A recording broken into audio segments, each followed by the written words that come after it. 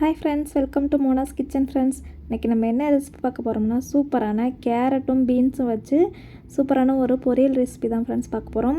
இந்த பொரியல் வந்துட்டு எல்லா சாப்பாட்டுக்குமே சூப்பர் காம்பினேஷனாக இருக்கும். சாம்பார் சாதம், வெரைட்டி ரைஸ் எல்லாத்துக்குமே சூப்பர் காம்பினேஷனாக இருக்கும். வாங்க இந்த ரெசிபியை எப்படி செய்கிறதுன்னு சொல்லிட்டு பார்க்கலாம். இந்த பொரியல் செய்கிறதுக்கு அடுப்பில் ஒரு கடாய் வச்சுட்டு 1 டீஸ்பூன் அளவுக்கு ஆயில் விட்டுக்கலாம். ஆயில் நல்லா காஞ்சதும் 1/4 டீஸ்பூன் அளவுக்கு கடுகு சேர்த்துக்கலாம். கடுகு நல்லா பொரியட்டும். ஒரு 1/2 டீஸ்பூன் அளவுக்கு பச்சை கடலை பருப்பு சேர்த்துக்கலாம். 4 காஞ்ச மிளகாய் கிள்ளி வச்சுருக்கேன், அதை சேர்த்துக்கலாம். பெரிய வெங்காயம் குட்டி குட்டியாக கட் பண்ணி வச்சுருக்கேன், அதே சேர்த்துக்கலாம். சேர்த்துட்டு நல்லா வதக்கி விட்டுடலாம்.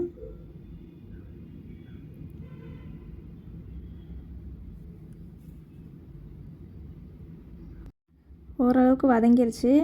ஒரு 4-5 பல் பூண்டு தட்டி வச்சுருக்கேன், அதே சேர்த்துக்கலாம். பூண்டு சேர்த்து நல்லா ஃப்ளேவர் கிடைக்கும், வாசமாக இருக்கும், அதுக்காக தான் பூண்டு சேர்த்துருக்கோம். இப்போ அதையும் சேர்த்து நல்லா வதக்கி விட்டுடலாம்.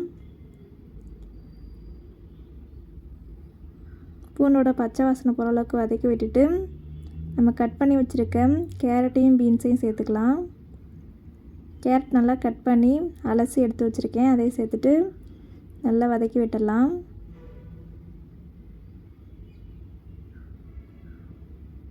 வதக்கி விட்டுட்டு தேவையான அளவுக்கு உப்பு சேர்த்துக்கலாம். உப்பு சேர்த்துட்டு கொஞ்சமாக தண்ணி விட்டு காய் நல்லா வேக விட்டுடலாம். நல்லா மூழ்கிற அளவுக்கு தண்ணி சேர்த்துக்கோங்க. காயெல்லாம் மூழ்கிற அளவுக்கு தண்ணி சேர்த்துட்டு நல்லா வேக விட்டுடலாம்.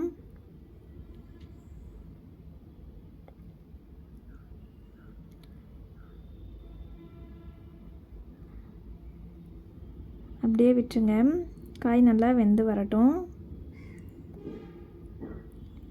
பாருங்கள், காய் ஓரளவுக்கு நல்லா வெந்து வந்திருக்கு, தண்ணியும் நல்லா சுண்டி வந்திருக்கு. இப்போ நல்லா கலந்து விட்டுடலாம். கலந்து விட்டுட்டு இன்னும் கொஞ்சம் நேரம் விடுங்க. இன்னும் கொஞ்சம் தண்ணி நல்லா சுண்டி வரட்டும். பாருங்கள், இப்போ கொஞ்சம் தண்ணி நல்லா சுண்டி வந்துருச்சு.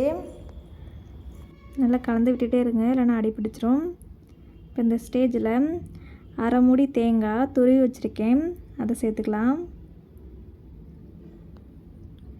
சேர்த்துட்டு நல்லா கலந்து விட்டுடலாம். கலந்து விட்டுட்டு தண்ணி சுண்டுற அளவுக்கு அப்படியே வேக விடுங்க. பாருங்கள், தண்ணியெலாம் நல்லா சுண்டி வந்துருச்சு.